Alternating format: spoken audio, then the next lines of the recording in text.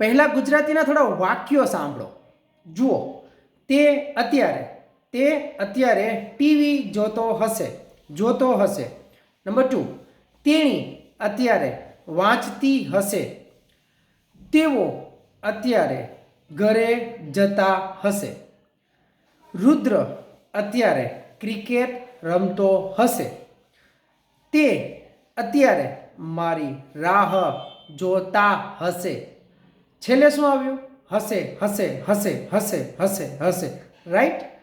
હશેની બાજુમાં ત હતો. તમે નોટ કર્યું? ત. ચાલો એક વાક્ય સમજીએ બોર્ડ ઉપર.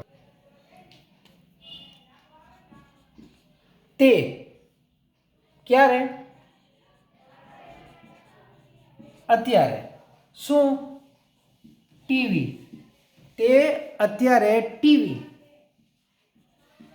જોતો, જો આ રહ્યું તો, જોતો હશે. વાક્યના છેડે તમને શરણાઈનો સ મળે છે. હા. સાથે હરણનો હ મળે છે. હા. અહીંયા ત મળે છે. હા. અને તમે વાત કરો છો ક્યારની? અત્યારની. હવે તો વિચારી લો, હવે તો જોઈ લો શું કર્યું. તે અત્યારે, એક આ શબ્દ આવ્યો, અત્યારે આવે અથવા ત્યારે આવે, બેમાંથી એક શબ્દ રાખો બીજા સ્થાને. ટીવી, ક્રિકેટ, ચેસ, છાપું, XYZ. અહીંયા છે ને આ ક્રિયા છે. જુઓ, જોવું અને ત, લખવું ત, વાંચવું ત, અને સાથોસાથ હશે તો આવશે જ.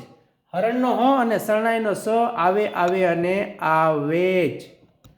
ચલો, આટલું ક્લિયર તમારે મારા માટે કરવાનું રહેશે. હવે તે એટલે હી થાય ને હી. હવે છેડે આવો, ગુજરાતીના છેડે શરણાઈનો સ છે. આ રહ્યું સ માટે મૂકો વીર. હવે હરણનો હ છે. હા, તો મૂકો બી. અત્યારે ત્યારે વાળા વાક્યમાં બીજા સ્થાન ઉપર વિલ બી મૂકી દો. વિલ બી એટલે આનું થઈ ગયું સેટિંગ. હવે જોતો ત છે ને, ત એટલે આઈએનજી લાગે. જોવું એટલે તમે કહેશો વોચ. થાય ને વોચ એટલે જોવું. ત છે એટલે ING. He will be watching. શું? હું નીચે લખું છું અહીંયા ટીવીનું ટીવી, પહેલાં આ લખ્યું, પછી આ લખ્યું, પછી આ લખ્યું. અત્યારે એટલે નાવ. ગુજરાતીનો છેડો, અંગ્રેજીનું બીજું સ્થાન. હવે આ વિડીયો પૂરો જોયા બાદ અને સમજમાં આવ્યું હોય તો આ નંબર પર એકાદ વાક્ય લખીને વોટ્સએપ કરો. I will check. અને સમજાઈ જાય છે તો share, follow, like, subscribe, whatever you can do, please do. Thank you. મળીએ નેક્સ્ટ સેશનમાં. ત્યાં સુધી જય હિન્દ.